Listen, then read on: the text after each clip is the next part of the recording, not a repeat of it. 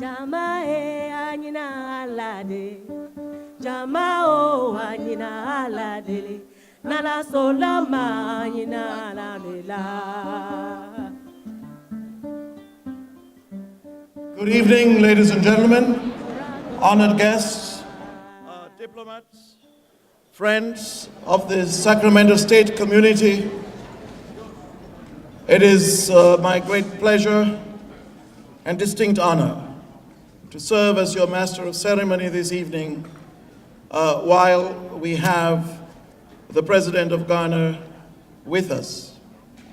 And when we leave to return the President of Ghana to his hotel, Jerry Blake, who just introduced me, will be taking over as Master of Ceremony. And that will be the fun part, because that's where you get to dance and just put on your dancing shoes and be ready for some physical activities here with some rhythmic gyrations that will just keep you bubbling with such dynamism and energy all throughout the night. So I just wanted to prepare you for that.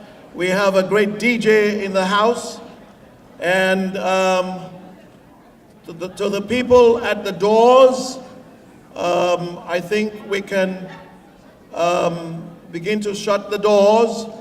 The drummers that will be bringing in the President, I imagine you're all ready.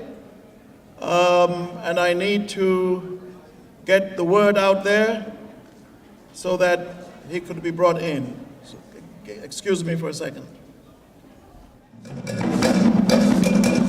Okay, ladies and gentlemen, here he is, His Excellency, President Nana Akufo-Addo, President of the Republic of Ghana. A big hand to welcome him.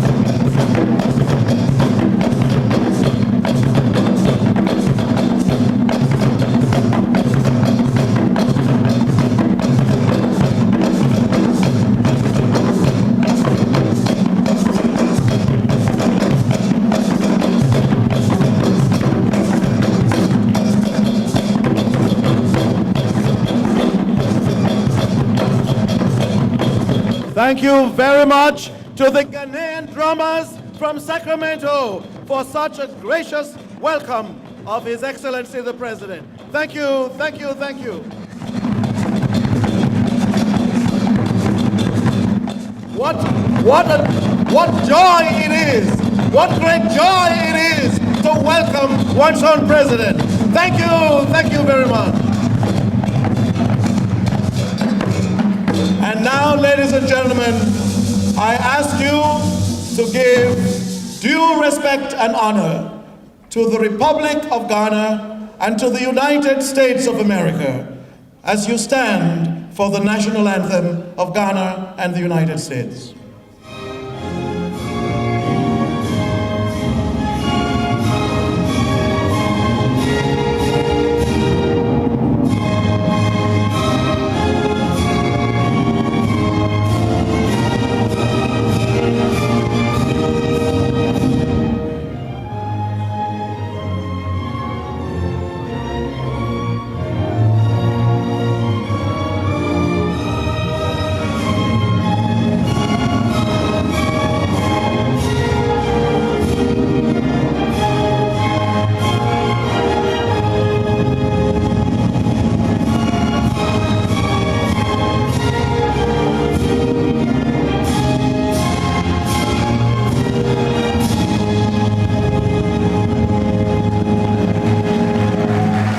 And now the national anthem of the United States.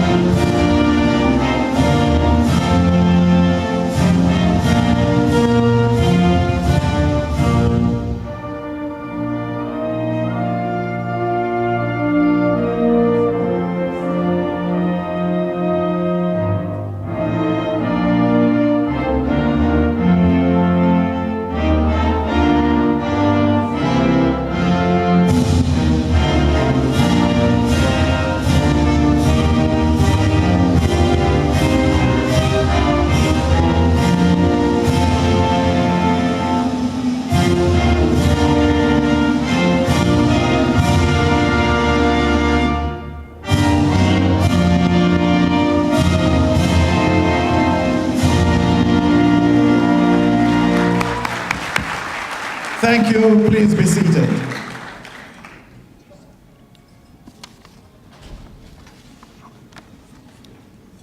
Ladies and gentlemen, this is a journey that began some 27 plus years ago when a group of newly appointed faculty whose homeland is in Africa joined Sacramento State. Back in 1990, when I arrived, and in 1991, when Ernest arrived, and prior to that, we had people like Robin Carter, Alexander Kimeni, Jesse Gaston, and a whole host of others, David Colvin, Otis Scott.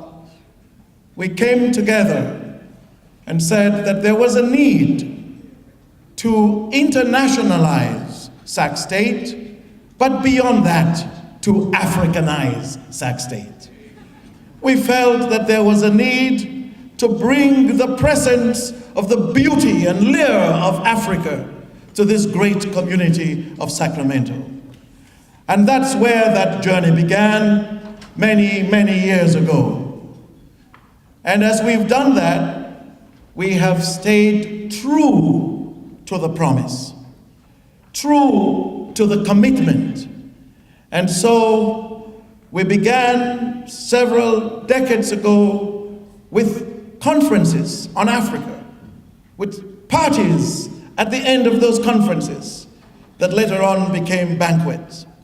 We brought people from around the world, not just from Africa, from around the world, so that we could celebrate our intercultural uniqueness, but at the same time, to make Africa a place that everyone can learn about, know about, and be inspired about.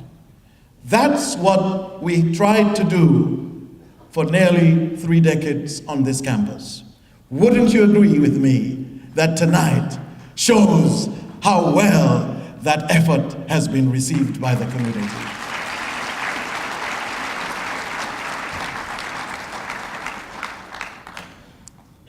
As I speak about how we came together some nearly 30 years ago, it would be remiss if I failed to tell you that as much as we gathered, so some left and some died, like Alexander Kimeni.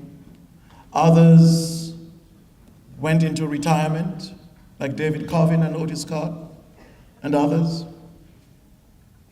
And others went into university administration, like Don Taylor, and forgot about the daily commitment to the center. But one person never forgot. One person remained the bastion, the pillar, the champion of Africa on this campus. Unflagging, unwavering, strong, tenacious, keeping that star that's on that flag on Ghana, the black star of Africa, shining on this campus. And so it is with great honor and my distinct pleasure to welcome to the microphone for the opening remarks the one and only friend and colleague, Professor Dr. Ernest Uwazie, Director of the Center for African Peace and Conflict Resolution.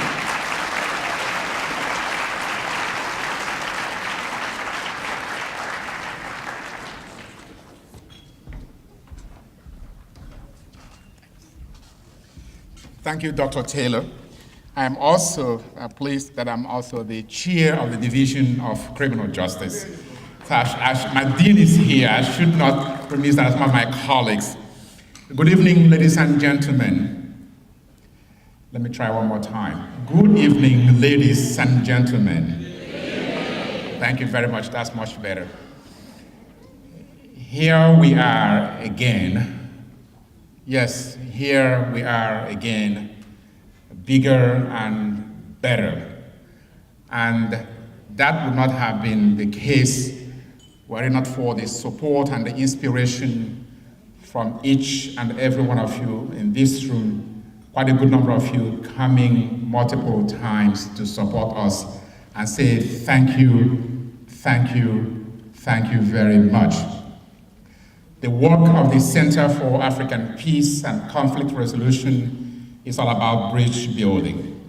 It is about making a positive contribution, however modest, whether in the families or in the judicial systems or in the educational institutions or in different communities. And yes, in our new initiative, we hope will transform to the nations. It's not just in Africa, though Africa remains our focal point, but we believe as we work in Africa, we're also making our communities in Sacramento and other parts of the US or the world safer. It is indeed a task that is undertaken through blood, sweat, and tears. And to the board members of the Center for African Peace and Conflict Resolution present, please rise and be recognized.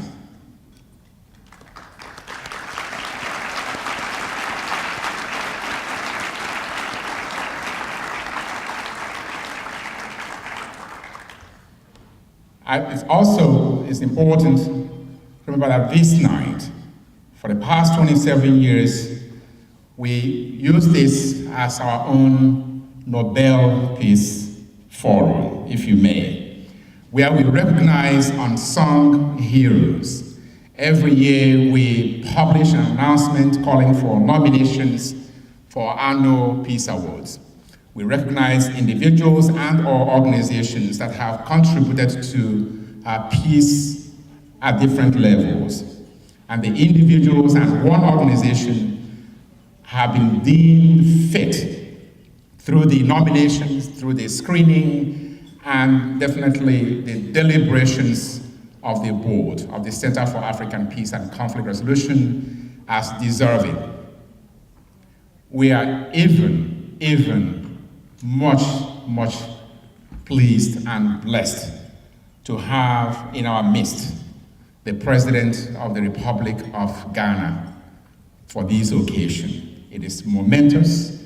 It is indeed worthy of our celebration as a milestone, a man of integrity who has committed his entire life to fighting for the rule of law, as a champion of human rights, and since his young presidency has remained African-centered as a model for good governance and progress and peace and development, not just in Ghana, but as a model for Africa. So we give him a hand as well.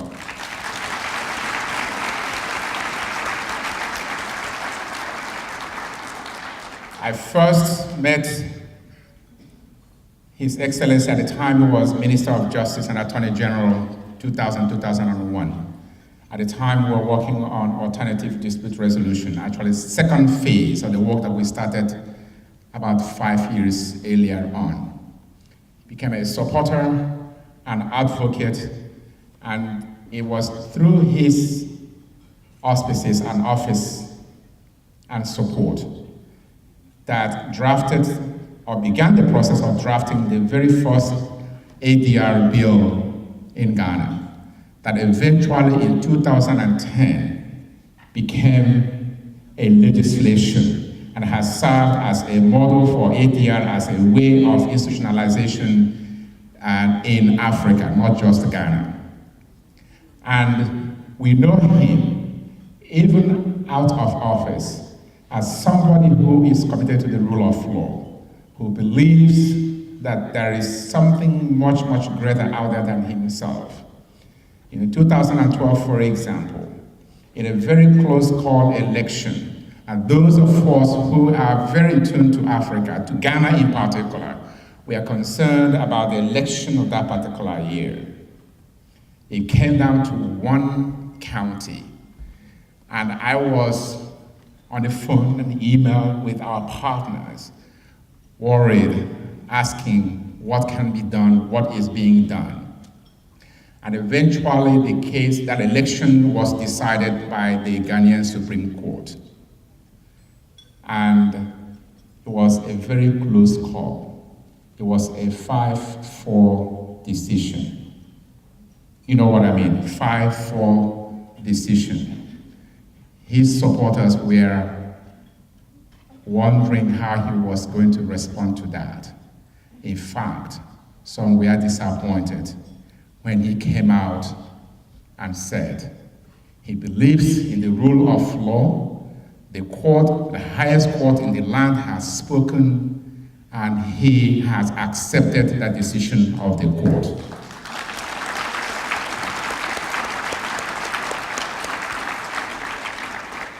I don't need to tell you how many lives that single decision saved, how many homes that were saved, communities that were saved. And in fact, I would suggest the impact that it would have had in the rest of the continent.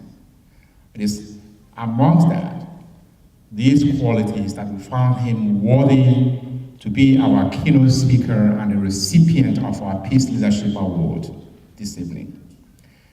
In your booklet program, the biographies of the other awardees, Malam Yusuf Ali, Senior Advocate of Nigeria, who has dedicated his life to philanthropic work, a legal luminary par excellence, who has done tremendous work, whether it's supporting educational institutions, building hostels or dormitories, donating buses to students, feeding the hungry, the widows, supporting hospitals, and making his own contribution to peaceable communities through his philanthropic work. We recognize him and say thank you for the work you do as well, Malam Yusuf Ali.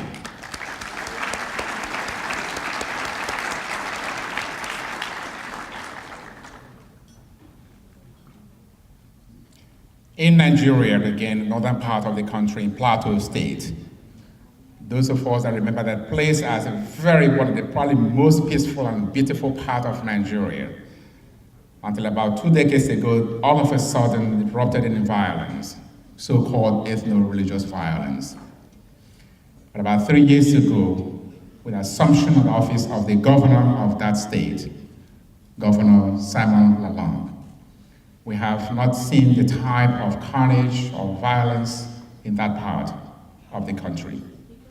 And one of the acts that he took that we believe is one of the best practices in peace building is by legislative proclamation, by legislative act, not gubernatorial fiat, establish the peace building agency.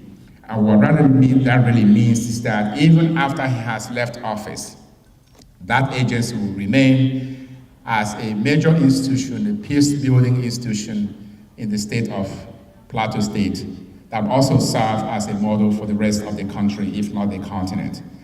Unfortunately, he's unavoidably absent tonight, but he's been represented by one of the senior staff members in the office of the governor of Plateau State, who we recognize him and say thank you for the work you do.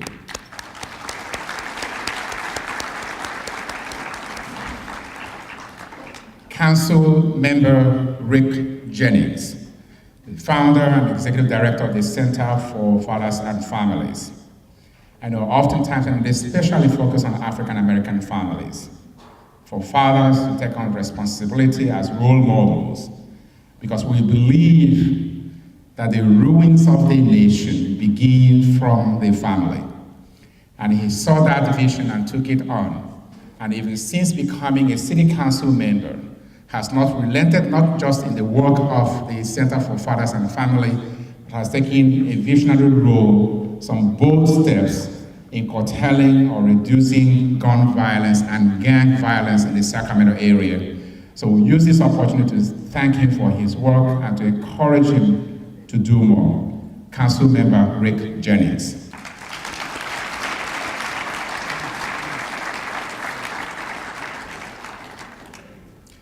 Last but not the least, Rotary International, especially District 5180, that has done, you will know Rotary is building wells, and creating sanitations and hospitals in different parts of the world, and especially in Africa.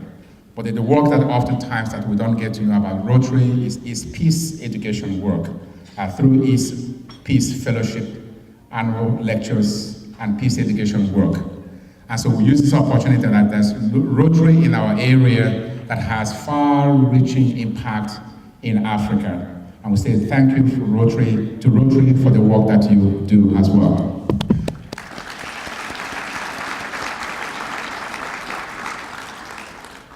We are lucky also this year to be launching a new initiative. So on your desk is the brochure of our new initiative, Africa Peace Fellows, for which one of the reasons we invited His Excellency, the President of Ghana, to this event to seek his endorsement. Please take time to read that. Thankfully, one of our local partners, Mr. Yusuf Fayus, has given us the funding to kickstart the endowment. That's the owner of Usol Foods International that you have found. You find it in the brochure as well. So take time to read the brochure, the Africa Peace Fellows Initiative for building the next generation of peace leaders in Africa for a transformational culture of peace. Look forward to your support, and thank you once again. Peace.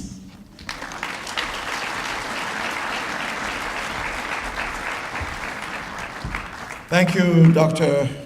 Owazi. I'd like to recognize some other leaders among us because you are at Sac State, and it's important for you to know that the support that Sacramento State gives to the center is phenomenal. So phenomenal that the president of this university, President Robert Nelson, and his wife, Mrs. Jody Nelson, grace you with their presence here tonight.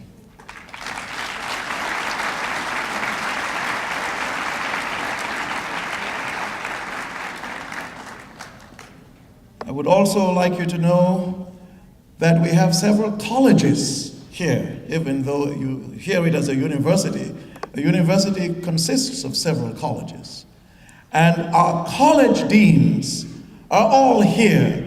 I'm going to ask our college deans to please rise and be recognized.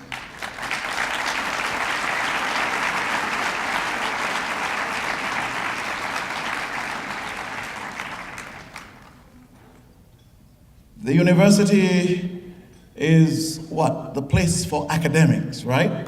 So there is a chief academic officer who is also the provost and vice president for academic affairs, who is my immediate boss. She is here, Dr. Xingua Wang, provost and vice president.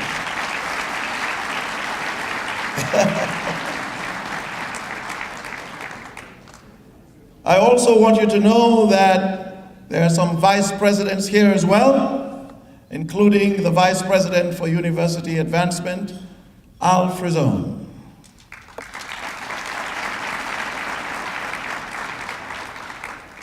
When President Nelson came on this campus, he established a strategic priority, which is to bring about understanding of diversity, inclusion, and equity. To get it off the ground, he found none other than our very own Associate Dean of the College of Health and Human Services, a founding member of CAPCR, a no-nonsense kind of person, the kind of person that you want to be friends with, and the kind of person, if you want something to happen, it happens. And that person was the founding executive director of the Center for Inclusion, Equity, and Diversity, Dr. Robin Carter.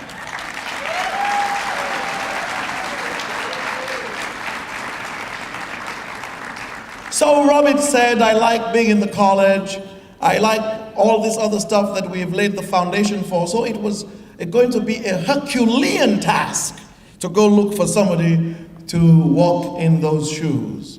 And wow, how lucky we were to find a new and, well, not just new, but a solid executive director to advance the cause of diversity, equity, and inclusion, Diana Tate Vermeer.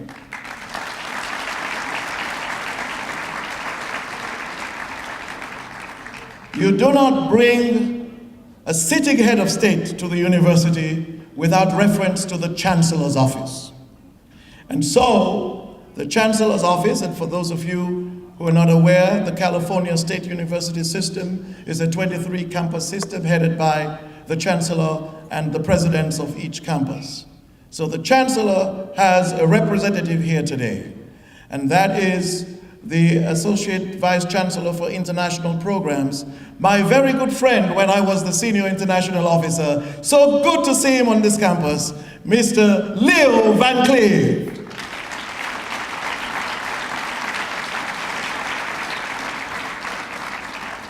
There's a little tidbit you should know about Leo.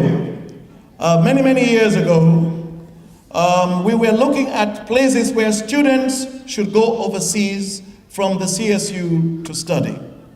And that year, the meeting of senior international officers took place at Sacramento State. And I spoke with Leo, and I said to Leo, what about Ghana? I've been there. We've taken students to Ghana, and they have enjoyed it, and they have been inspired, and they've come back, and they've graduated and done great things. And Leo said, we will put Ghana on the list. Thank you, Leo. Ghana is now a destination for Sacramento State students who want to study abroad. Thank you, Leo. Thank you. I'm glad you took my word and we've never looked back. Thank you. Thank you, Leo. I hope I haven't missed anyone, because the next person I am about to call is extremely important to the center. The center is housed in the College of Health and Human Services. And for several years, for indeed the near 30 years that we have been in existence, there is one rock-solid place to go to get support. When we had no one to help us, when we would go begging and looking for support in order to have this conference, we could always be sure that we could go to the College of Health and Human Services. And that college has provided profound support for what we're doing here tonight and over the years. And so it is with great pleasure and a distinct honor and a personal privilege that I introduce to you the Dean of the College of Health and Human Services, Dr. Fred Baldini.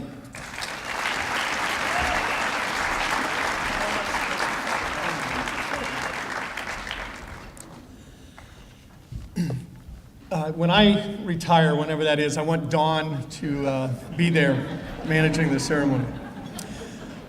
I don't know how I'm going to follow.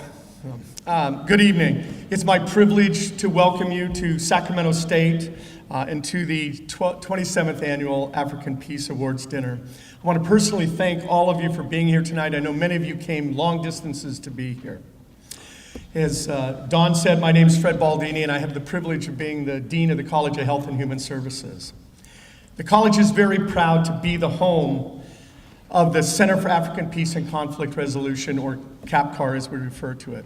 And for the 27th year, we're very excited to be part of this honors dinner tonight. Yes, for 27 years, CAPCR has been recognizing individuals and groups for significant contributions in the area of peace and conflict resolution. Their work and the work of the honorees tonight are making significant contributions here and abroad. I want to congratulate tonight's honorees, and I want to thank you for the important work that you do, not only locally but internationally. I also want to take this opportunity to add my welcome to His Excellency, the President of Ghana. Thank you for joining us. I want to thank members of his delegation for making the long trip to be here. I too want to thank President Nelson and Jody Nelson for their support and the leadership team that was introduced. They've been great supporters of us in the college and of CAPCR. I want to also thank Provost Wang and the leadership team in academic affairs, including Dawn, for all of their work making tonight happen.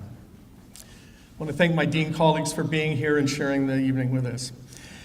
Finally, I want to acknowledge the efforts of the Planning Committee. It's especially difficult to put this event on, but when you have a head of state coming in, it adds a new challenge. And they've done a wonderful job planning not only the event tonight, but the conference, and I want to congratulate you on that. And of course, Dr. Uwazi, I think Don described his efforts very well. Ernest has been a champion of internationalizing Sacramento, internationalizing our programs, and reaching out. And over the years, the center has had a number of important initiatives. The most recent example, Ernest referred to the African Peace Fellows Program, and I hope you do take the time to read about this program. We're very excited about that initiative.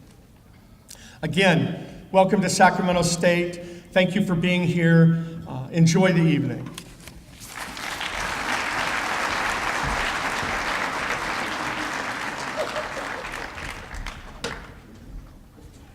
Thank you, Fred. Before we called for dinner, I did neglect to mention, everybody tells me, be careful how you call names. You might miss somebody very important. And I did miss the Associate Vice President for International Programs and Global Education, the person charged with helping to deliver the President's vision for comprehensive internationalization of this campus. Please join me in saluting Dr. Paul Hoffman.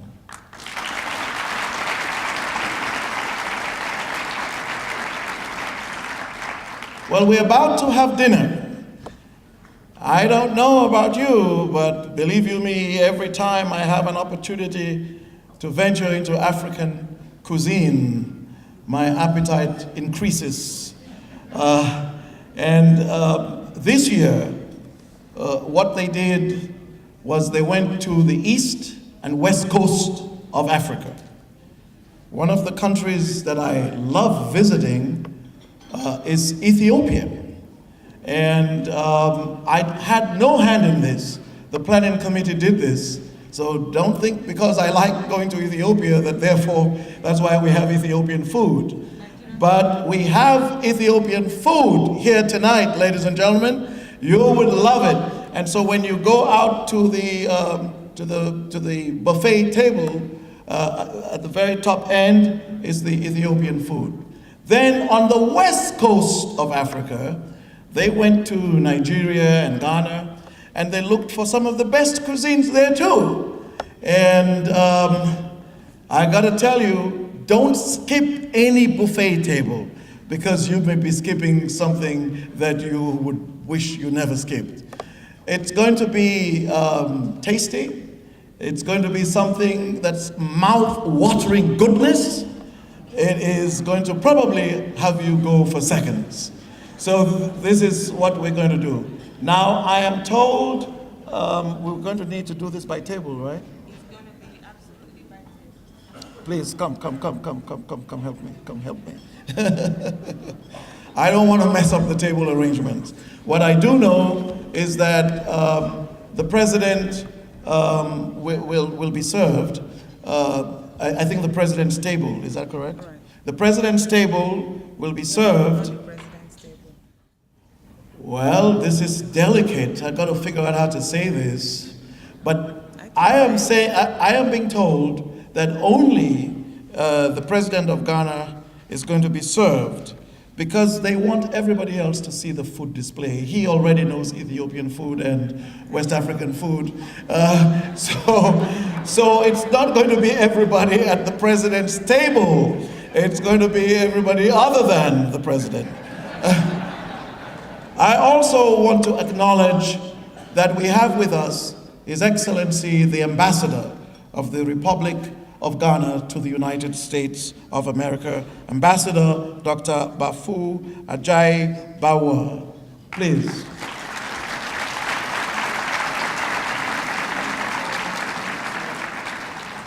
And this is all just to keep your appetite, okay? Just that's why I'm still talking, but I'll get away from the mic soon.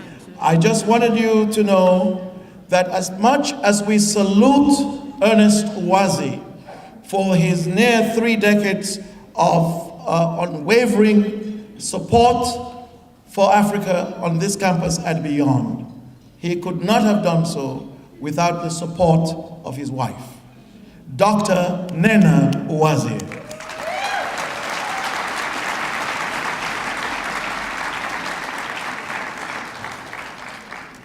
And for those of you who have been coming for almost 30 years, you might remember that the person who used to gather all the women to help to prepare the food when we couldn't go to exotic restaurants was my own wife, the lovely Esther Taylor, who is sitting over there.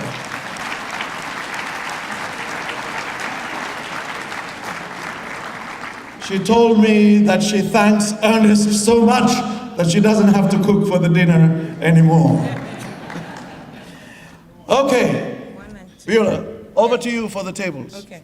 So we are going to start from those on table 1, 2, 3, and 4. And we are going to start from the end of the line and come up. Please, as best as you can, please give attention to our guest performer, Mami Afon.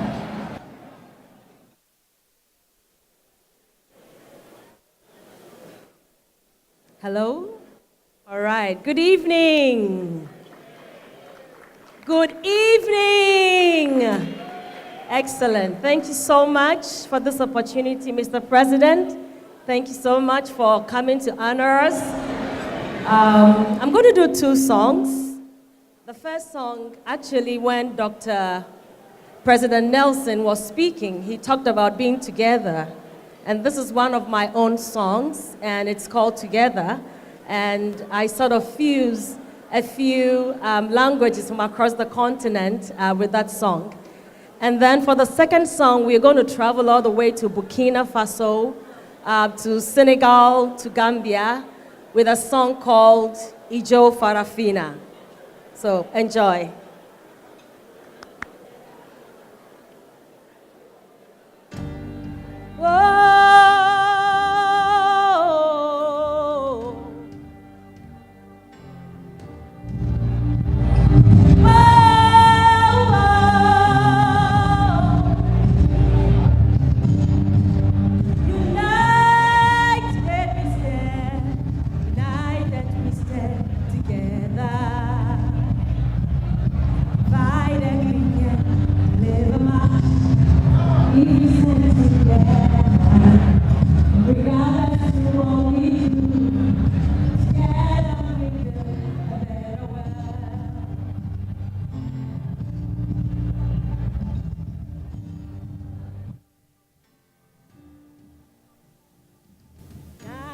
We stand together. Divided we can deliver much, but if we stand together and bring our best to all we do, together we build a better world.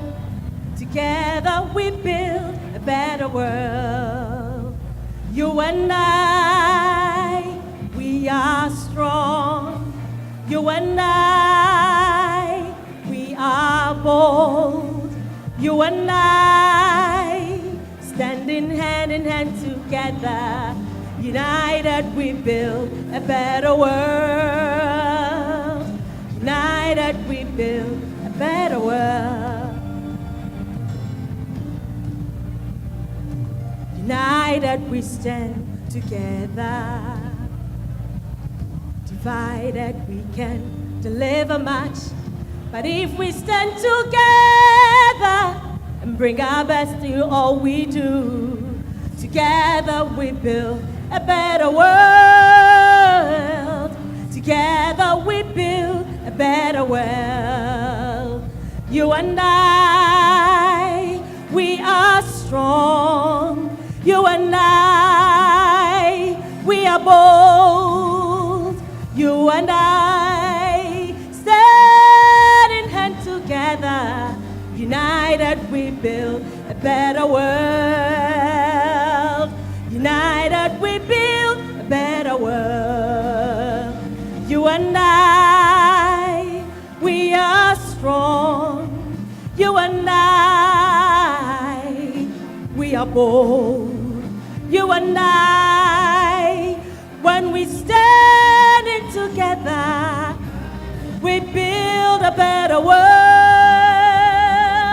United, we build a better world. Ooh. When we stand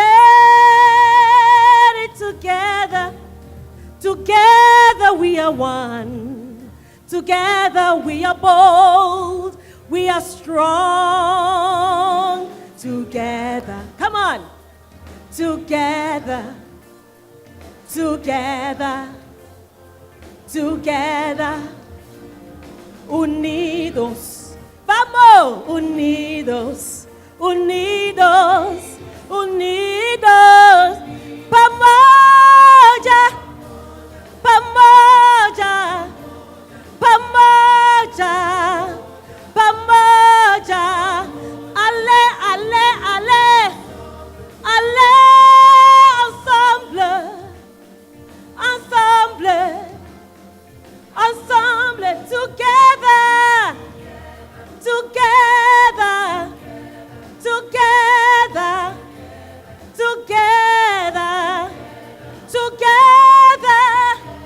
We are strong, we are bold. Whoa, you and I, we are strong. You and I, we are bold. You and I, when we work together, we build a better world. Together we build a better world.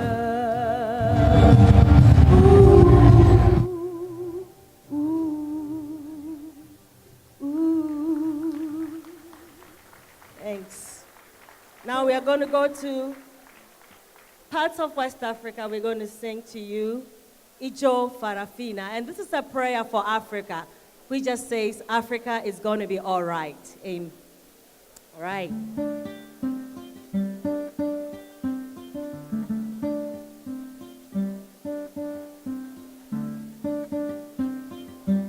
And with me is my friend from Burkina Faso, Douada Traore.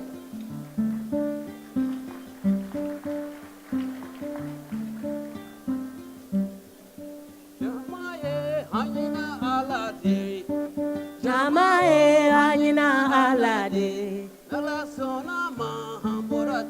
de la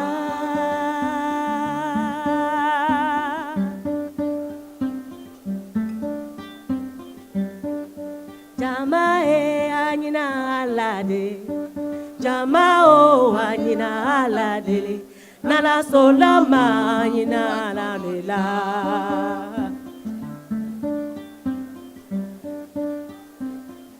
Amoratolela Amoratolela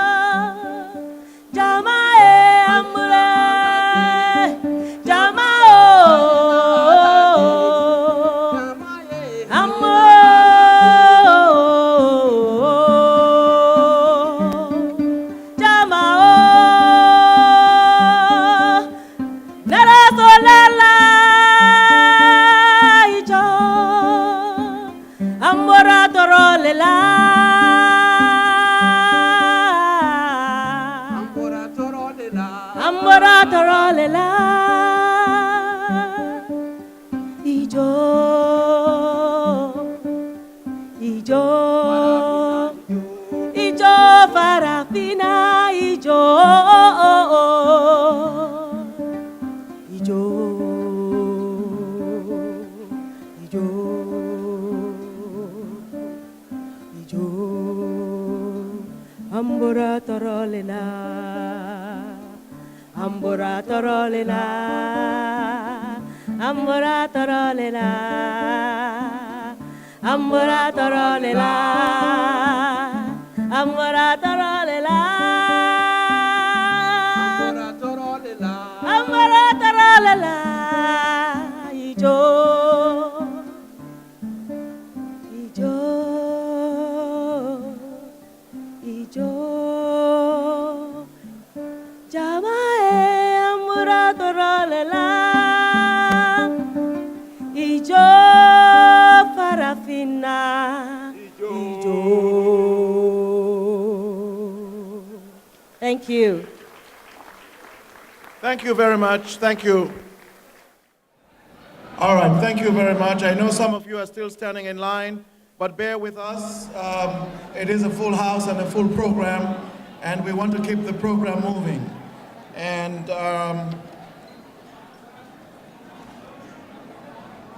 Dr.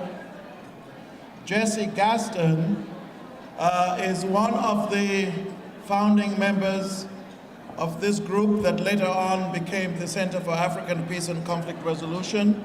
We were all here back in 1990-91, putting our hands together and trying to make things happen. Today, she is the chair of the board of the Center for African Peace and Conflict Resolution. Professor of History, right? You're still the professor of History. If I may have your attention, please, we are moving on to the Alva Velji Family Student Scholarship Awards. Okay? The center gives scholarships to students, and the chair of the board, Professor of African History here at Sacramento State, Dr. Jesse Gaston, will do the presentation. Good evening, everybody. Welcome. I have the privilege of presenting the Alva Velji Family CAPCR Student Scholarship Awards. And I will call the names of the recipients. From social work, Eliza Dodi.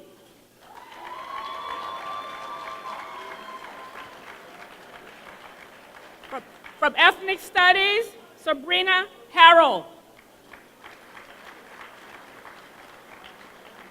And sociology, Micaiah Palmer. Would you join me if you're here? Yes? Oh, good, good, good.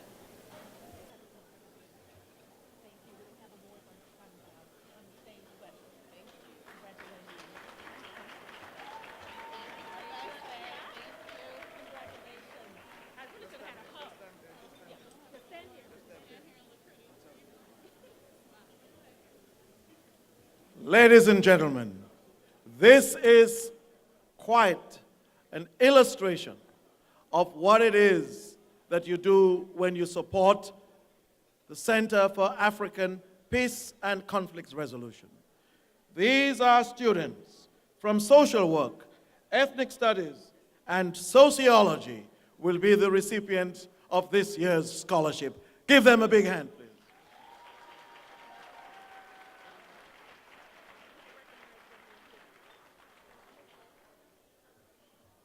Would the Alva Velji family representative stand? The Velji family. Okay.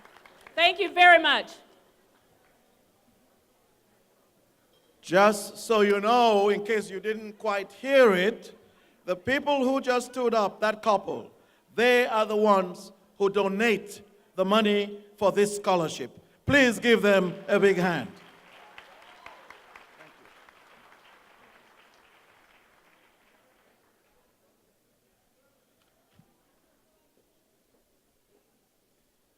And now we're going to commence the Peace Awards. I know some of you are still in line, and I hope none of the award recipients are still in line, because we are about to do that. The introductions for each of the award recipients will be done by Dr. Ernest Uwazie, and the presentations will be done by Dr. Robin Carter, Associate Dean of the College of Health and Human Services and Special Assistant to the Provost. Please join me in welcoming Drs. Uwazie and Carter to the podium.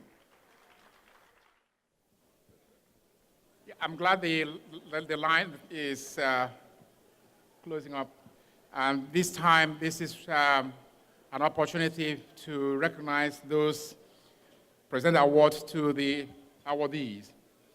And the first to receive the award is I have earlier on spoken about why we are recognizing these individuals and one organization tonight. And in the program, you have the detailed bio of each of the awardees.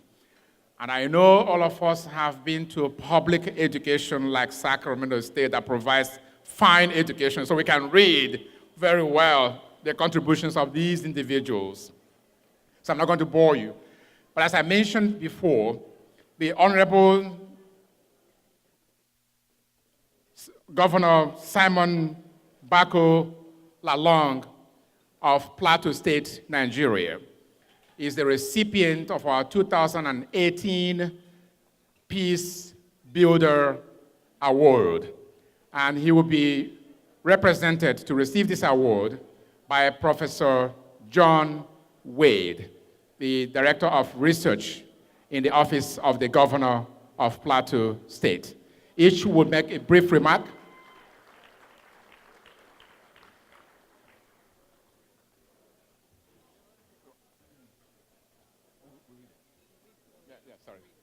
And to California State University, Sacramento College of Health and Human Services, Center for African Peace and Conflict Resolution, 2018 Peace Building Award to Governor Simon Lalong for outstanding vision in the creation of the landmark Peace Building Agency and demonstrable commitment to inclusive governance, as well as peaceful ethno-religious coexistence in Plateau State, Nigeria, April 28, 2018.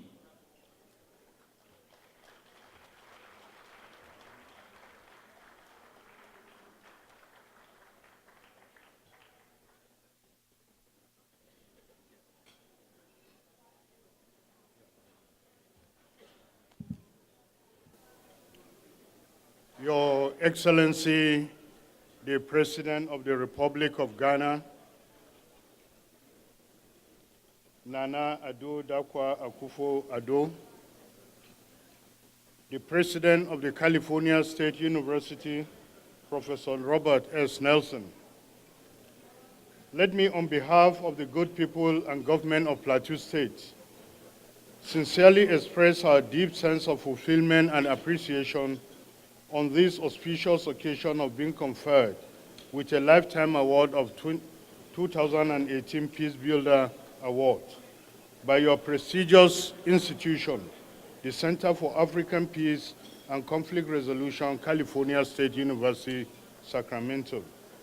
In recognition of my distinguished leadership in promoting peace and security in Nigeria, in Plateau State and Nigeria in general. The conferment of this award on me by the international community of academics is indeed a great honor to our state. The conferment of this award on me by the international community of academics is indeed a great honor to our state and has placed us among the renowned peacemakers around the world.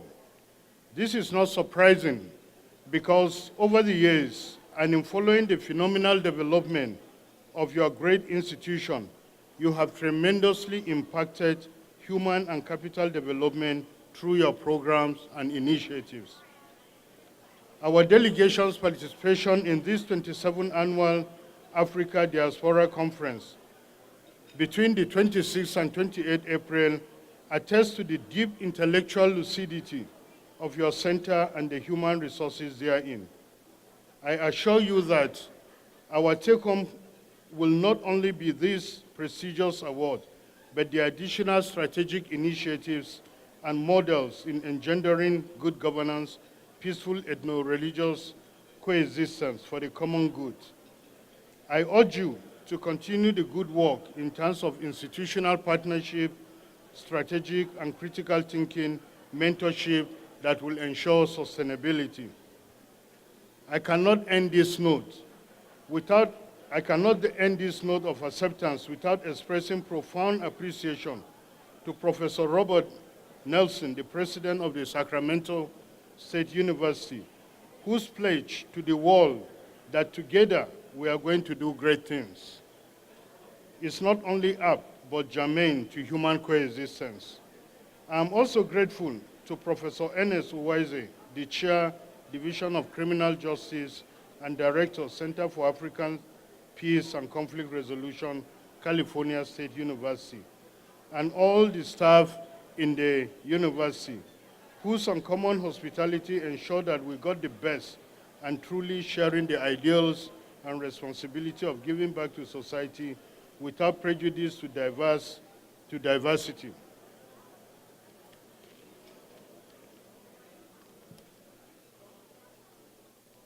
I sincerely appreciate also the hospitality we receive.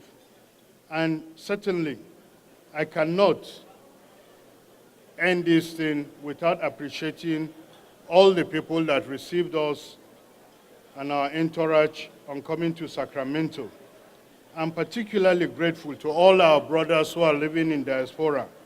I sincerely appreciate Mr. Guy Alamba, the president of the Plateau State Association of Northern California, and all the Plateau people that have accompanied us to this occasion. Mr. Diamond Longjen and his dear wife and family have also been very, very receptive, very kind to us since coming here. We sincerely appreciate you. While I once again sincerely appreciate this honor, I'd like to assure you that the Plateau State government will continue to partner with this institution in terms of helping us to sustain whatever we've been able to build that has earned us this award. Your Excellency, the Director, once again, we sincerely appreciate this honor accorded us. Thank you very much.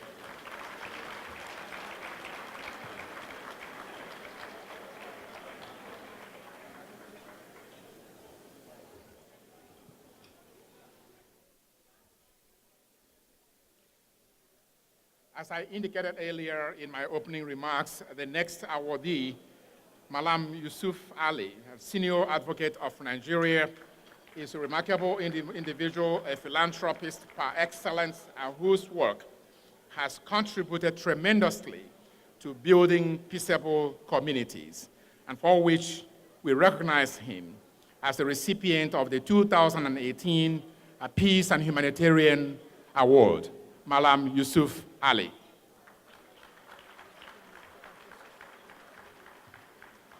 And the award reads 2018 Peace Humanitarian Award for a valuable and distinguished philanthropic contributions of talent, time, and treasure in promoting peaceable communities, institutions, and organizations in Nigeria. April 28, 2018.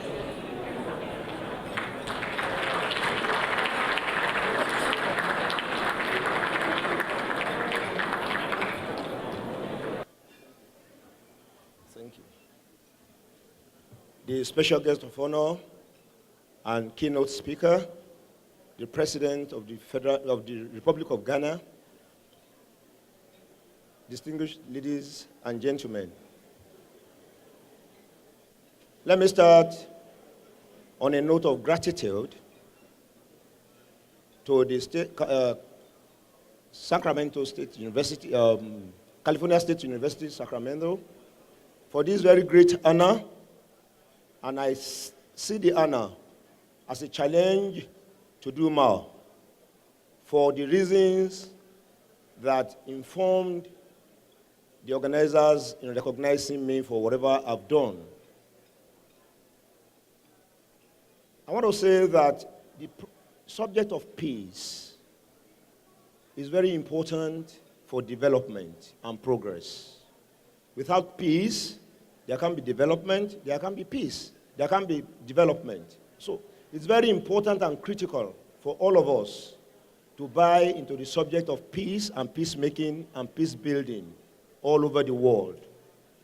And to borrow the words of the president of this university, inclusiveness in our diversity is very important to maintain world peace and understanding. I want to pledge on behalf of myself and my friends that I'll be willing at all times, when invited by your center and the university, to partner with you in the very good work that you are doing. And I thank each and every one of you for the role you have played in making today possible. Thank you. God bless.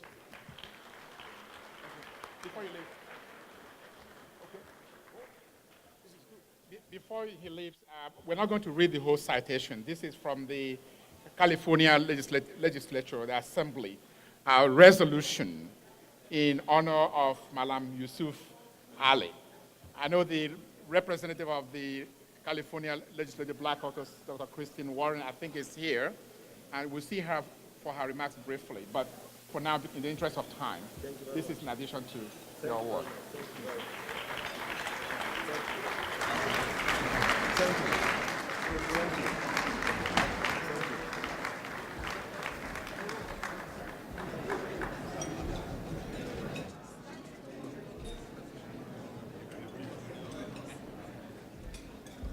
I think we want to also, the representative of the governor of Plateau State, please come for Professor Wade so we can take care of this. Dr. Chris Warren, we will get to you later on for His Excellency in the interest of time. The Honorable Simon Bako Lalong. This is a resolution once again from the California State Assembly, courtesy of the California Legislative Caucus.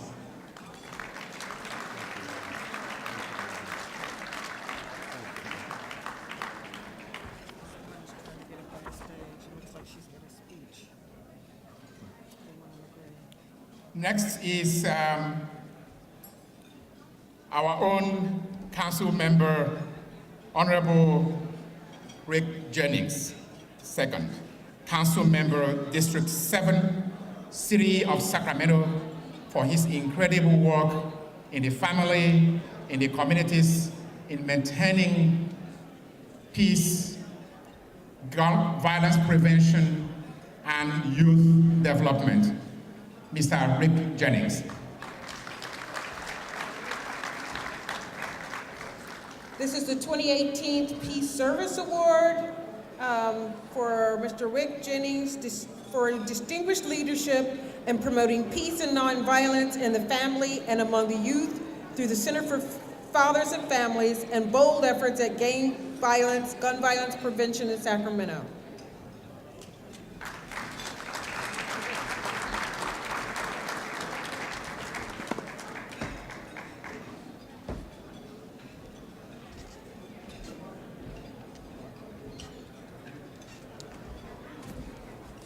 Good evening, everyone.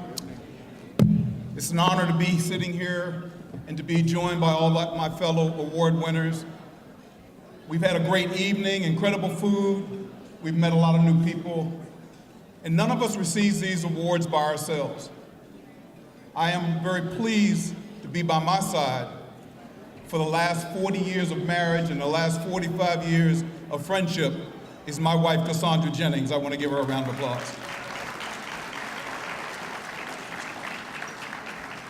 I am looking forward to the President of the Republic of Ghana, when he speaks tonight, to speak on building the next generation of peace leaders in Africa.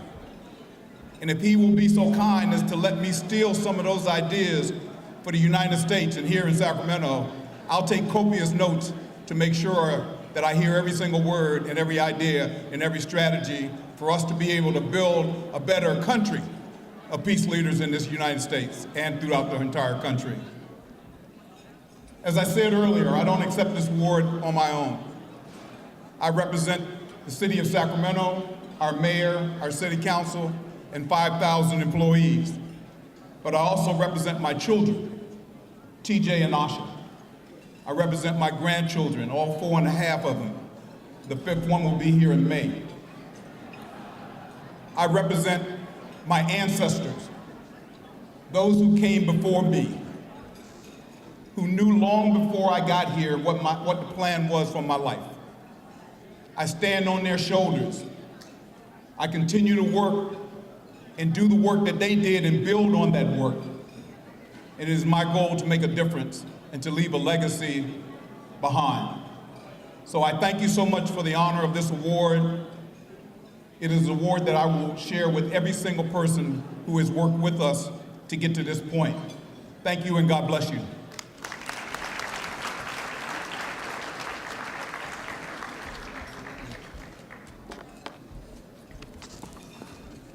Next is the Rotary International, as I mentioned before, District 51S0, and to receive this award for its contribution to peace education is the chair of the Peace Committee, Dr.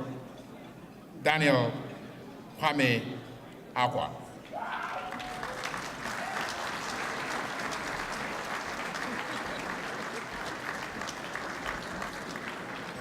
This is the Peace Education Award for exemplary leadership in promoting global peace and cross-cultural understanding through the annual Peace Forum's International Peace Fellowship and Training Institutes. Thank you.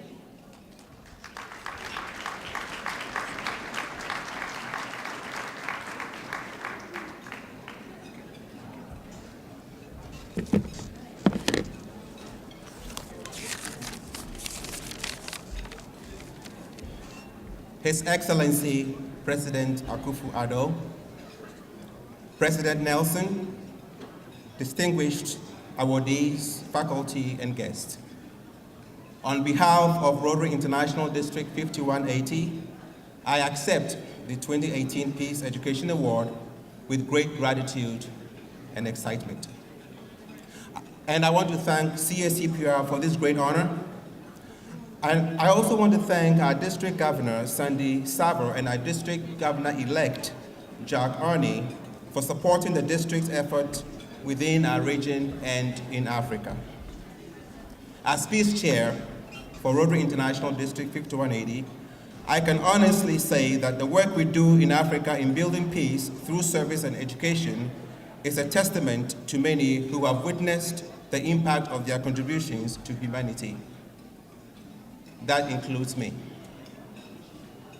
In Kuyanga village in the Kuyanga village in Uganda, several villages in Zambia, Kenya, and many others, we are building schools in villages that have no schools. We have been providing school kits and scholarships to families and bringing hope to many. The extent of our work is too extensive to mention here, but I can say that our work to foster peace in areas and in ways that we do it are both basic and also innovational. I am very particular and proud of our work in Ghana, not just because of my Ghanaian descent, but also because of the great opportunity to give back to my motherland. And also our Light the World campaign, which donates solar light to rural places in Ghana who do not have power, is doing well right now, and I believe that we can do more, and we look forward to doing more. Ghana is doing well, but as a diasporan and also as a Rotarian, I believe that I have an obligation to serve Africa in every way that I can. I thank our district for supporting and encouraging peace through its members. We endeavor to pursue peace as an organization and also as individuals through education and service as we engage in life-changing realities for the rural communities that we serve. Let me finish by quoting Barefoot Guide to Working with Organizations and Social Change. If you give me fish, you feed me for a day. If you teach me to fish, then you have fed me until the river is contaminated or the shoreline has been seized for development.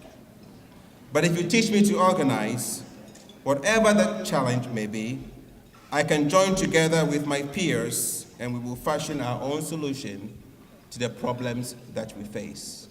Thank you for the honor that you bestowed on us. God bless you all.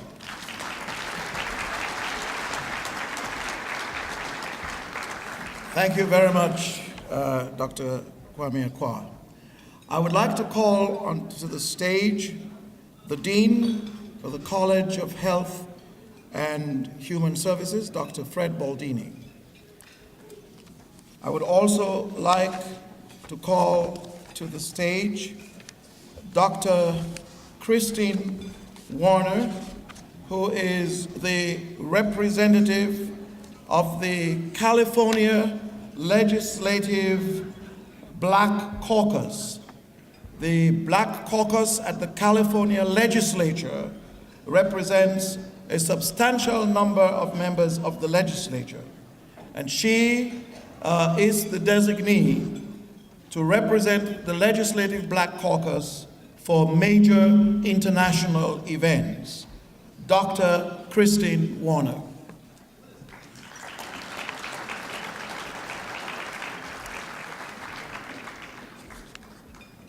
Dr. Christine Warner and Dr. Fred Baldini are here today to make some major, momentous presentations.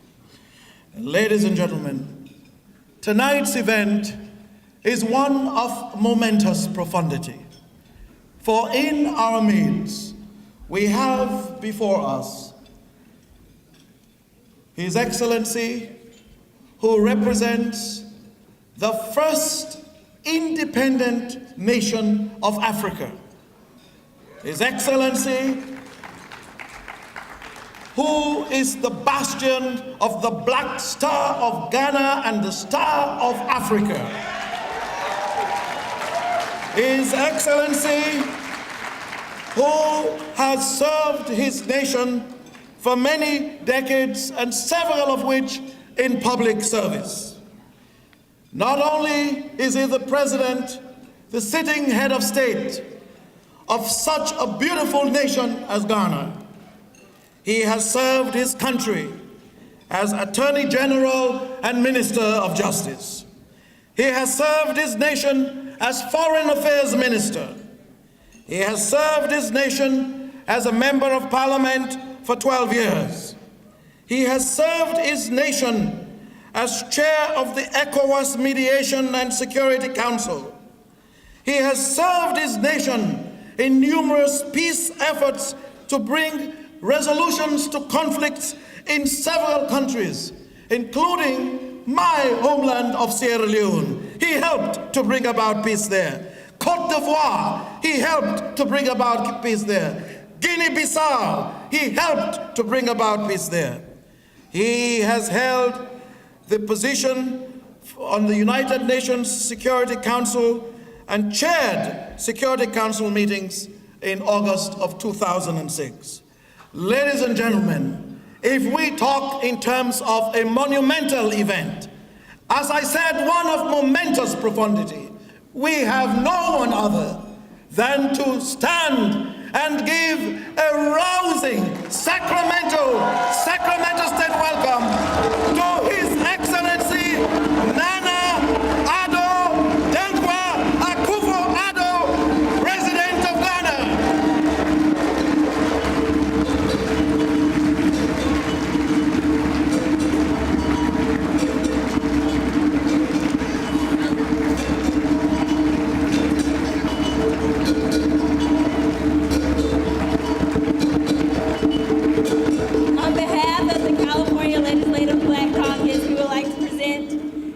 resolution to the President of Ghana, Honorable Nana Akufo-Addo. Thank you.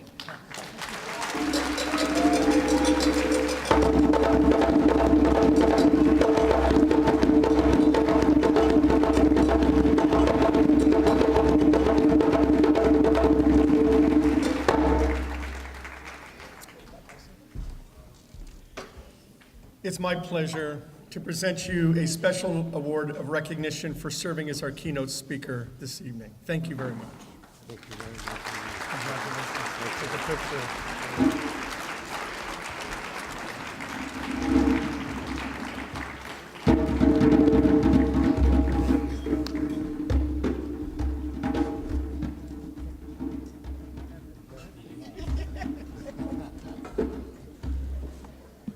And this is the 2018 Peace Leadership Award for promoting model Africa-centered leadership under the rule of law and demonstrable contributions to peace and justice. April 28, 2018.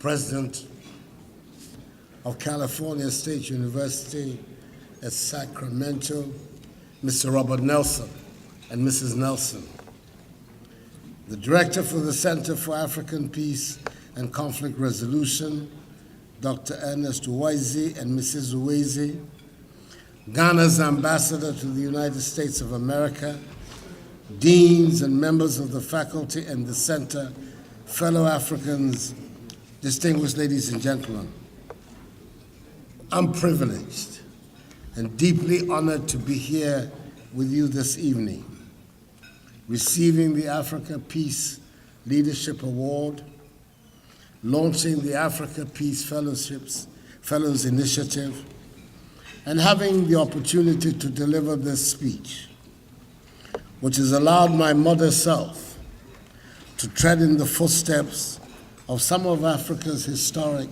and notable leaders, such as the first president of independent Zambia, Kenneth Kaunda, the much lamented, recently departed Winnie Madikizela Mandela, described as the voice of defiance by the President of South Africa, His Excellency Cyril Ramaphosa, and the President of Rwanda, His Excellency Paul Kagame, the current chair of the African Union. I applaud the excellent relationship between the Center for African Peace and Conflict Resolution at this university and Ghana's premier university, my alma mater, the University of Ghana, in the promotion inter alia of alternative dispute resolution in Ghana's judicial system. I have perforce to use this occasion also to express the gratitude of the Ghanaian people for the honor you did Georgina Wood, a historic figure of our country, who was not only Ghana's first female Chief Justice, but also her longest serving Chief Justice. Ladies and gentlemen, there cannot be a greater incentive for a person in my position than to have to remember always that peace is one of the most critical ingredients that is needed in all our efforts to make Africa successful. Hence the relevance of my theme, building the next generation of African peace leaders. There are many things going for us on our continent. Some of the most dramatic natural scenes of this planet are on the African continent. We have grand rivers and breathtaking mountains. We have plants and animals that have no equal anywhere else in the world. We have every mineral that mankind lusts after and which is required to run a modern economy. Our continent is in possession of 30% of the Earth's remaining mineral resources. Some of the most talented people are from Africa. They are among the top of the class at leading schools and universities around the world. They are renowned professionals and academics. They are outstanding musicians and artists, and they are great sportsmen and women. But this most beautiful, most endowed, and most vibrant continent turns out to accommodate the poorest people on the planet. Somehow, we have not been able to translate all our abundant natural advantages into building successful states. There are, of course, and there have been a few success stories dotted across the continent. And many of us go through intermittent periods of doing relatively well. But as a group, our successes have not been widespread and consistent enough to give Africa the image of stability and prosperity. The first lesson we have to learn is that there might be 54 independent countries on the continent, but when there is unrest or a war in one or two of those countries, all of us get the image of instability. Let me give you one painful example to illustrate this point. You would all remember the Ebola outbreak in February 2014. It affected essentially 3 countries in West Africa. Now, I do not in any way seek to downplay the seriousness of that sad event.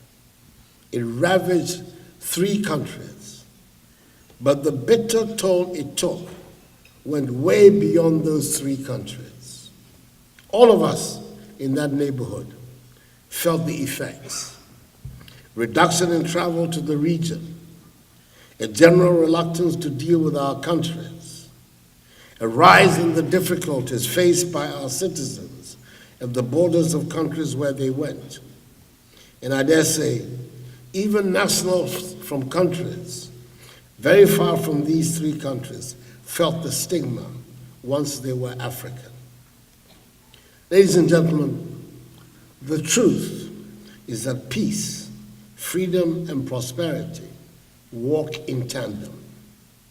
I might add, the respect is often the unstated but constant companion of peace, freedom, and prosperity. And whenever these 3 go, respect always follows. When a country is peaceful, free, and prosperous, it is respected. If the African continent is to take its rightful place in the world, it has to shed its image of instability and overcome the wars that have plagued us for so long. Those who seek to play meaningful leadership roles in Africa would necessarily have to prioritize the establishment of a peaceful atmosphere on the continent. I do not talk here about the peace that we find in the cemetery, nor do I wish for us the security of the bonded slave market. The peoples of the African continent are vibrant, even loud people, and long may that continue. I'm talking about taking advantage of the dynamism and the youthful exuberance of the people to build the orderly and prosperous societies that promote peace. I'm talking about building the free societies that promote the spirit of competition, and at the same time recognize that there will always be some that require the safety nets provided by humane and civilized societies. It will be a good idea to look briefly as some of the issues that cause instability in many African countries. If we are able to identify clearly what causes the unrest and wars on our continent, it will be easier to find solutions. For a continent where political independence was necessarily characterized by a language of struggle and war, it is a crying shame that many countries have had more violence and instability after independence and liberation than during the struggles and wars that brought independence. Not to put too fine a point on it, we have not got our politics right. The fights between various political groupings after independence have often turned out to be more vicious than the fight to throw out the colonialists and imperialists.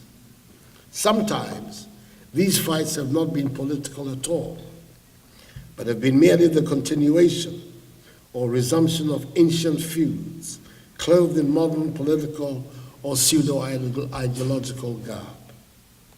For us in Ghana, political instability described much of the early decades of our independence, and we became notorious for sampling every and any type of political experiment.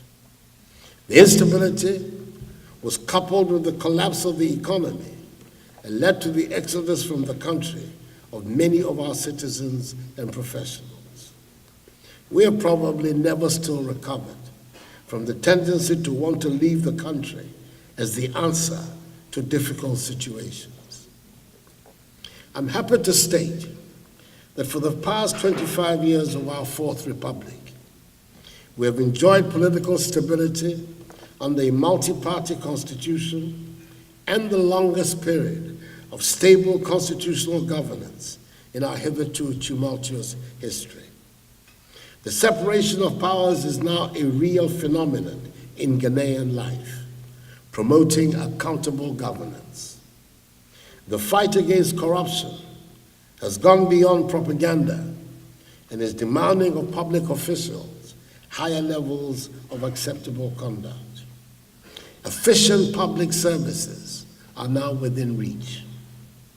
We have in this period experienced through the ballot box the transfer of power from one ruling political party to another on 3 occasions in conditions of peace and stability, without threatening the foundations of the state.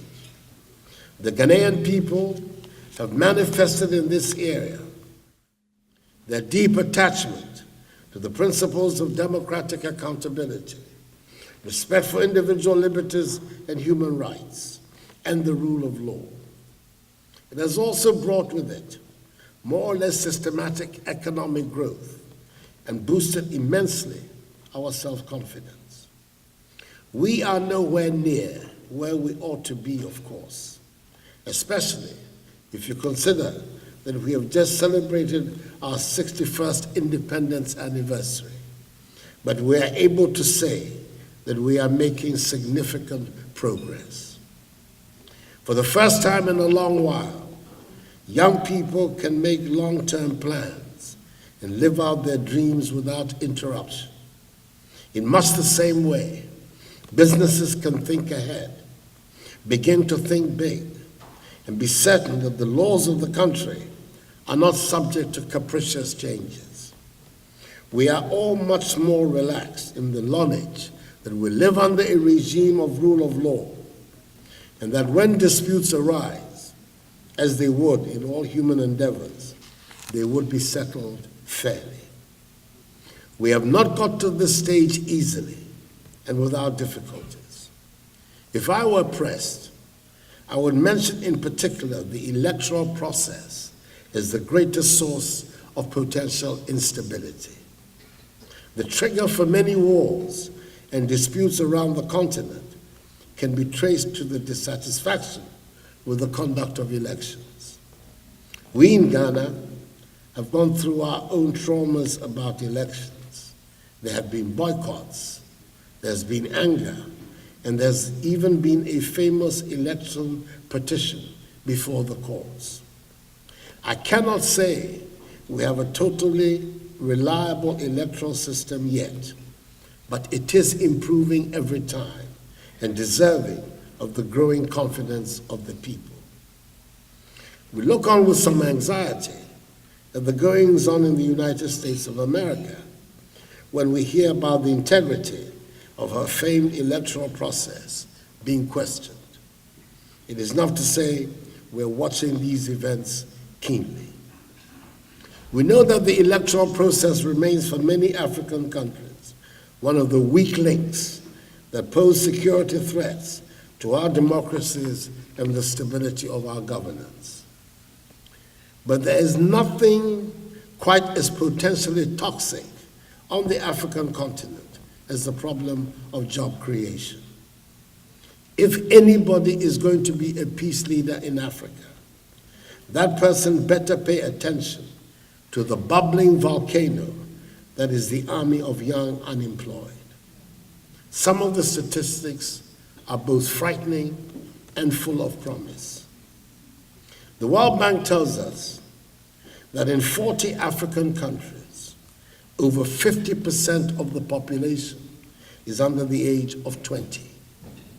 Indeed, the median age across the continent is stated to be 19 years and 5 months. That is a lot of young people who will all be needing jobs. That is also a lot of young energy that can be mobilized for the development of the continent. We are not going to make any progress in creating jobs and enhancing incomes if we continue trying to run our economies along the lines fashioned by the colonialists, which is to export raw commodities without adding value and importing manufactured goods from their industries. Ladies and gentlemen, in order to succeed in creating jobs, there is the critical problem of providing quality education for our young people. They have to be educated and equipped with the requisite skills to enable them to compete in today's world. Today, we live in a world where the child being educated in Kumasi in Ghana must see as his or her competitor the child born about the same time here in California in the United States. That is why my government is making sure that the Ghanaian child, through our free senior high school policy, gains access to a minimum of secondary school education. Already, the free senior high school policy, introduced for the first time by my government last September, has resulted in 90,000 more students gaining access to senior high school in 2017 than they did in 2016.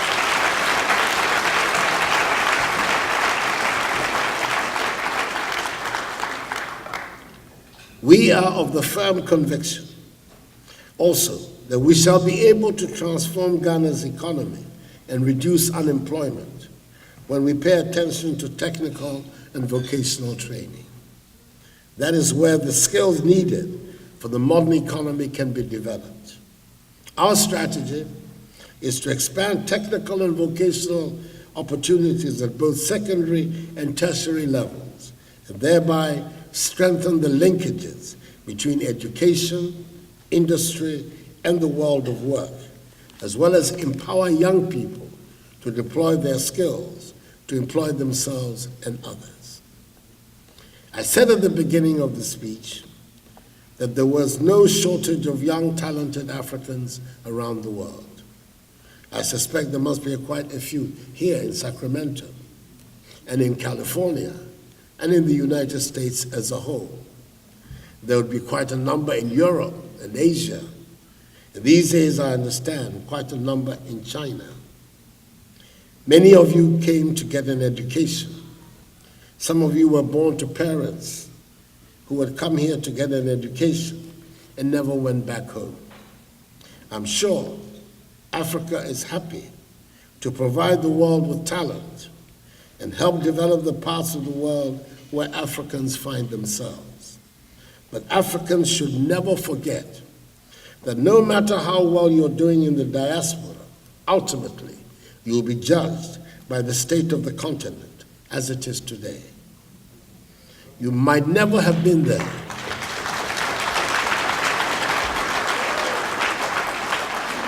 You might never have been there.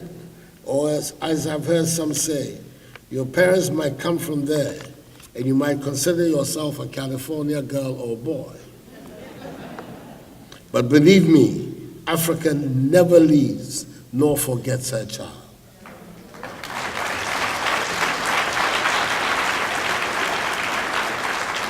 I take it that you retain a healthy interest in the continent, for why else would you be a part of a Center for African Peace and Conflict Resolution event here in Sacramento? There is a lot of room for your perspectives and energies back in Africa. If you're hoping to contribute to the growth and progress of Africa, then it is important that you get to believe in and understand the continent from that context. The impact of a successful Africa on the image and standing of Africans in the diaspora applies with equal force to the image and standing of her sons and daughters who go by the name African Americans, and indeed to all her children in the Americas and the Caribbean.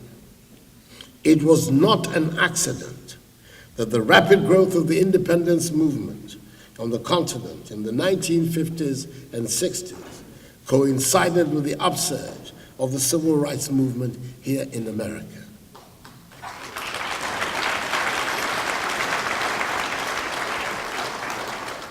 Indeed, famously, Dr. Martin Luther King, Mrs. Coretta Scott King, Philip Randolph, Adam Clayton Powell, Ralph Bunche, and Horace Mann were present at the historic ceremony on 6 March 1957 in Accra, 61 years ago, when Ghana celebrated first president Kwame Nkrumah hoisted the flag of the Black Star to announce the rebirth of the first independent ex-colonial black nation south of the Sahara.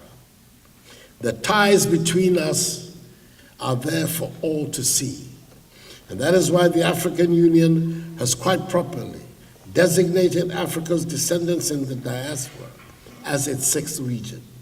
And it is also why the work of this center is so important and commendable. Long may it flourish.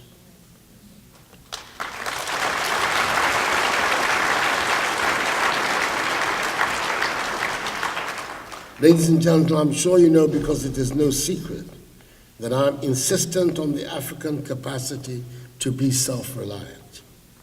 In the 16 months that it has been my privilege and honor to lead my country, I've been advocating for a Ghana and indeed an Africa beyond aid. Simply put, I just want us to have more self-confidence and accept that we shall never reach the level of development we aspire to by relying on aid or external assistance, no matter how generous.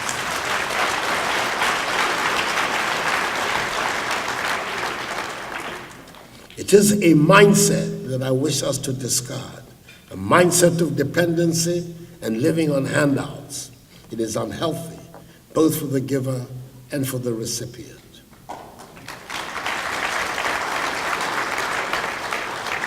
The next generation of African leaders would have to understand that they cannot draw up their national budgets with the expectation that a percentage of revenue will be coming from donor nations. They have to appreciate and work with the reality that properly harnessed and efficiently and honestly managed, there are abundant resources on the continent to finance its own development.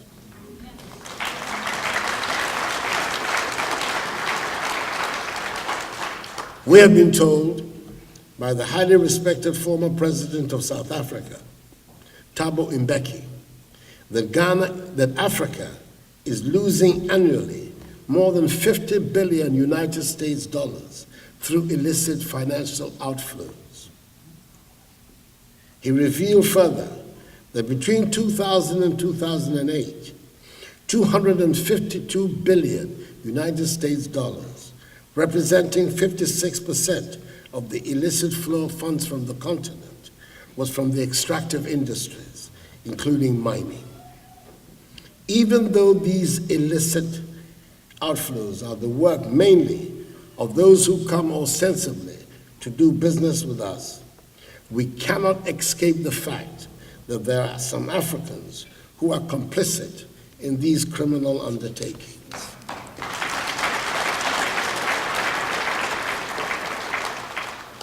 Imagine the implications of us ensuring that even 50% of these amounts remain on the continent.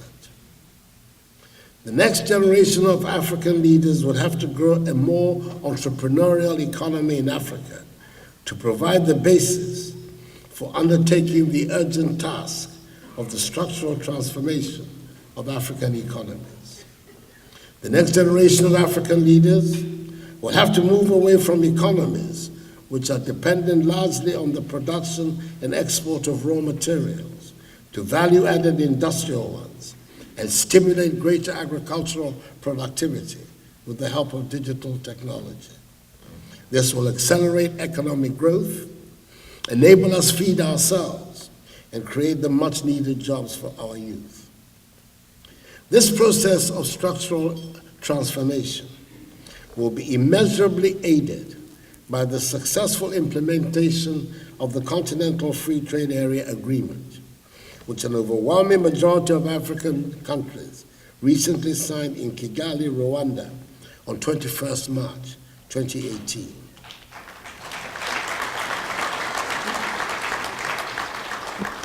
"22 countries need to ratify it to bring it into effect.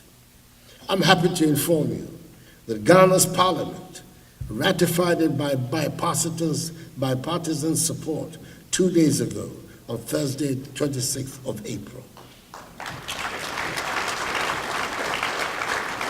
The success of the free trade area would mean that the era of low volumes of intercontinental trade that have defined the activities of the African economies will come to an end. Up till now, trade between African regions has remained low compared to other parts of the world. In 2000, intra-regional trade accounted for 10% of Africa's total trade and increased marginally to 11% in 2015.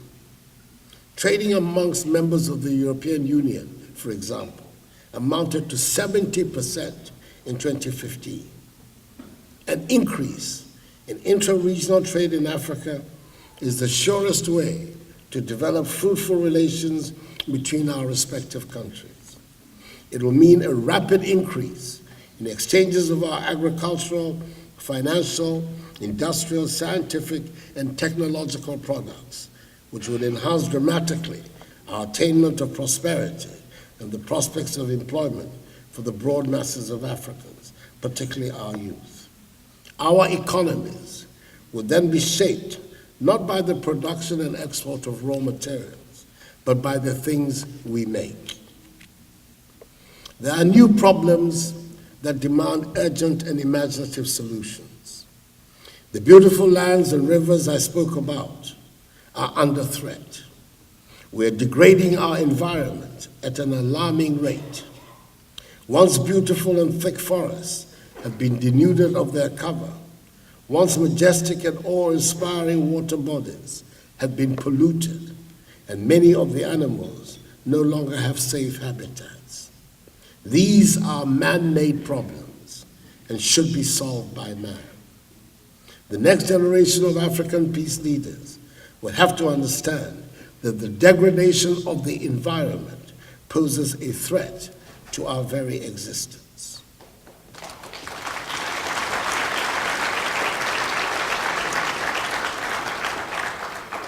The new generation of African leaders must pay strict attention within the confines of the African Union's Agenda 2063, titled The Africa We Want, to the implementation of the 2030 United Nations Sustainable Development Goals.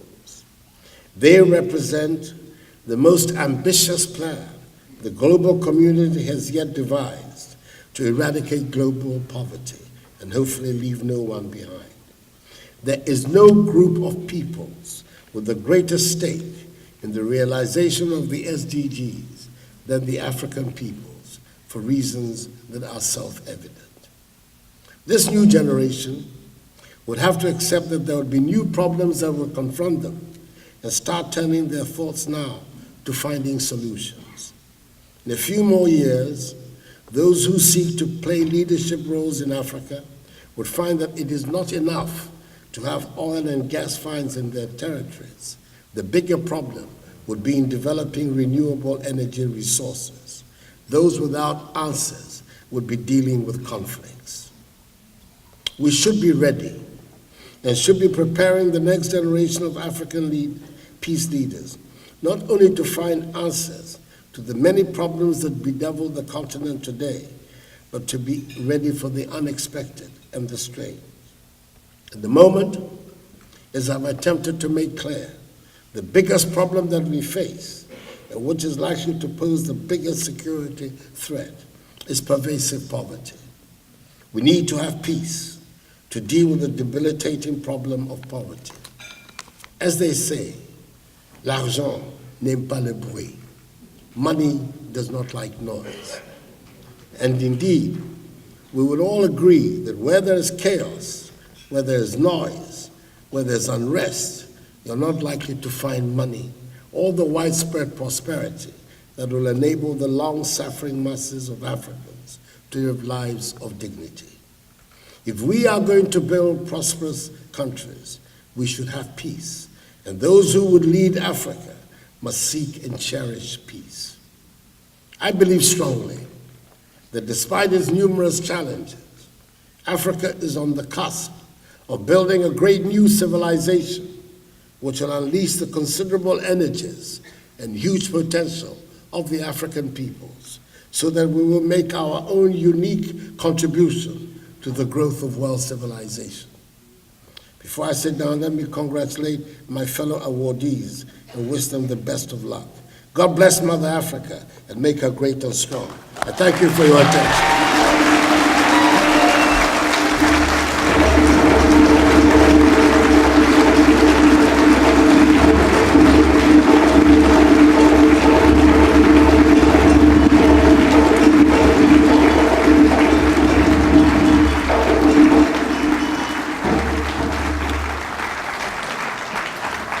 Thank you very much, His Excellency Nana Addo Dankwa Akufo-Addo, President of the Republic of Ghana. It is now my, is the President at his seat? Yes, please be seated. Okay. We are soon wrapping up the formal part of this program. We're going to get a vote of thanks and acknowledgement. And as it is the tradition of this conference, we will have a group of individuals who will come up to take photographs on stage with President Nana Akufo-Addo. And then, Mr. President, I don't know if anyone told you this, but we never let our keynote speaker go without opening the dance floor.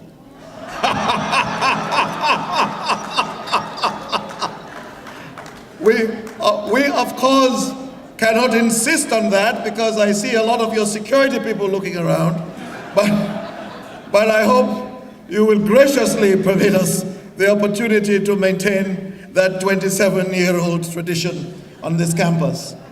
And we are going to, at that point, as you're getting ready to leave and open the dance floor, we will be inviting the chair of the Center for African Peace and Conflict Resolutions Board to do that honor, and with you to open the dance floor, which at that point would be Dr. Jesse Gaston. So at this point, so as not to delay the dancing I told you that you're going to enjoy for the rest of the night, after the president and his delegation leaves, don't run out, stay and party, okay? So for now, for the acknowledgements and vote of thanks, Dr. Ernest Uwazi.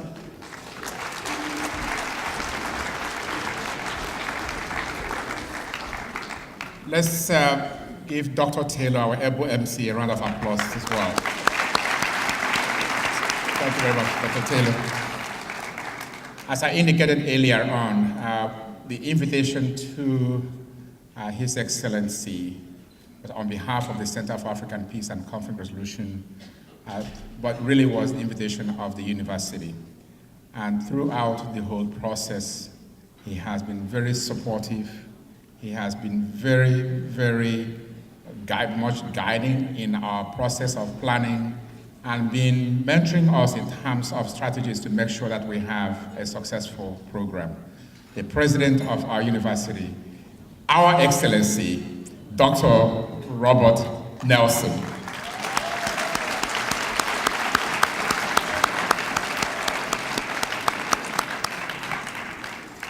His Excellency, the President of the Republic of Ghana, Nana Akufo-Addo, done us justice. We thank you very, very, very much for accepting our invitation, for challenging us in building the next generation of peace leaders in Africa. We look forward, thank you for the endorsement of the Africa Peace Fellows, and we look forward to continue that dialogue. And definitely in Ghana, we have an able partner through the Ghana Association of Chartered Mediators and Arbitrators. And of course, you mentioned, we'll continue our work with the University of Ghana, Legon. And the MOU that was signed today definitely will give additional impetus and strong support for that relationship. Thank you for challenging us, thank you for inspiring us, and thank you for a very eloquent and inspiring speech.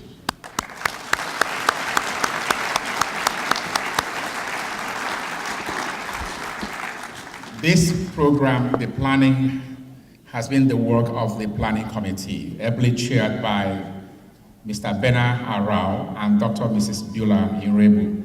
And all the planning committee members, please stand and be recognized.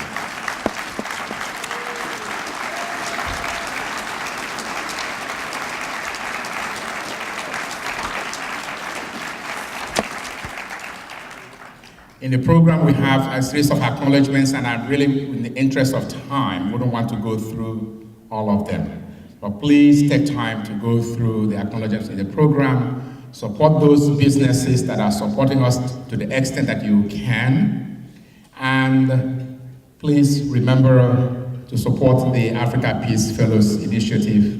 You have the brochure on the table, and we are looking forward to having you join us again next year.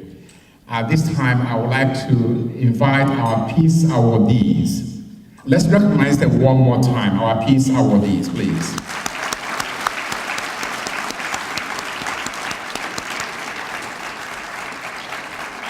If you would like to have you to come out and have a picture with His Excellency, please, the peace awardees. And shortly afterwards, we have the board members of the Center for African Peace and Conflict Resolution and the planning committee for the picture.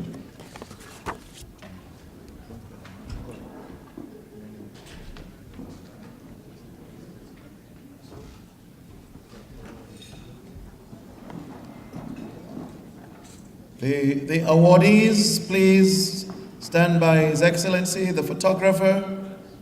I am now asking to line up on the left of the podium, the board members, the chair and members of the board.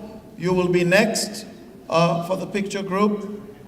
Board members of the Center for African Peace and Conflict Resolution, please line up. It's important that you come quickly. Are we done with that?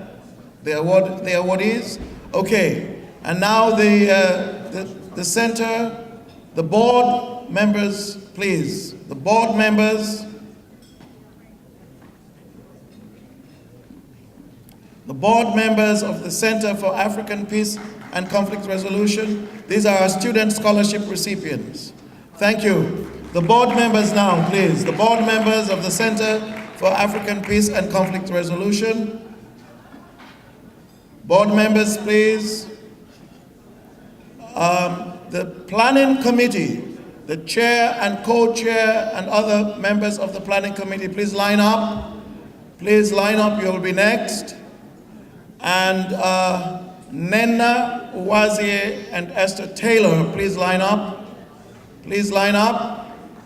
Nena Uwazie and Esther Taylor, please line up.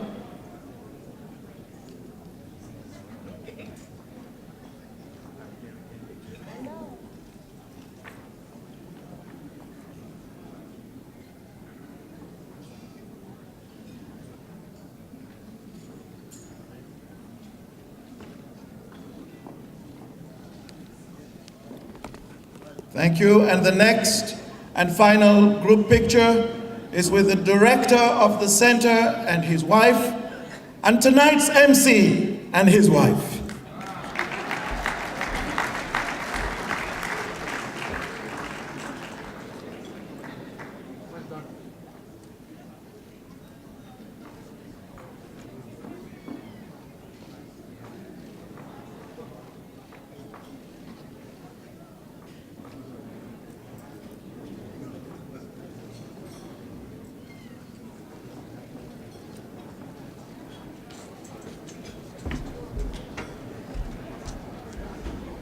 Is the high life ready, Mr. DJ?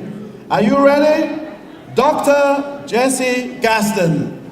We are asking President Nana Akufo-Addo to open the dance floor for us with the chairman of our board, the chairperson of our board.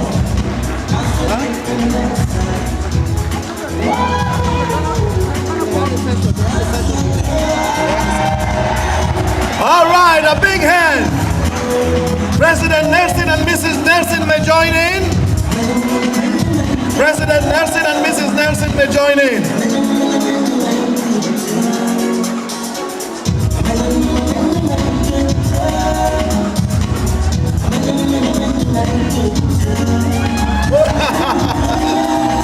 That's good.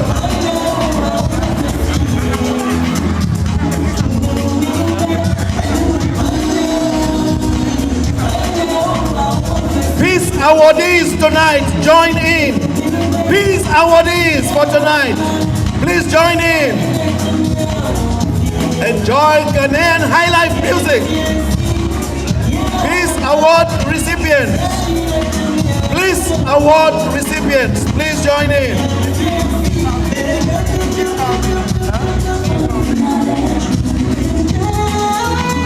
And the Dean of the College of Health and Human Services, Dean Baldini and Mrs. Baldini, please join in.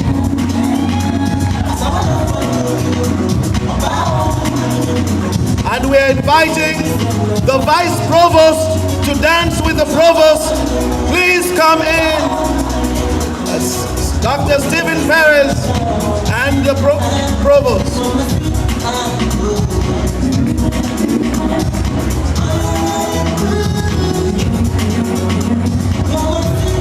No other moment like this ever.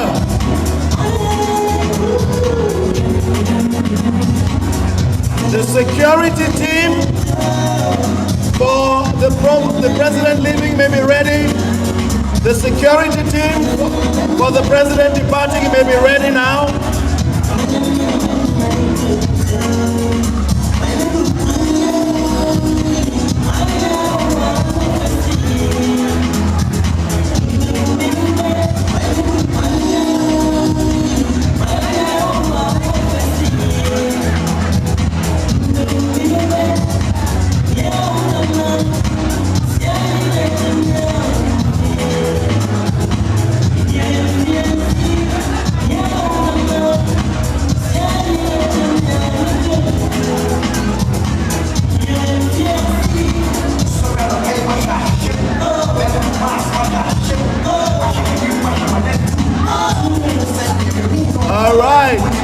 All right. Okay. All right, ladies and gentlemen, a big hand to His Excellency as he departs the program, please, a big hand. The DJ continued to play music. The president is leaving now, and I am asking by co-MC, Mr. Jerry Blake, to take over from the microphone. Thank you, good night, God bless you all, and God bless Ghana.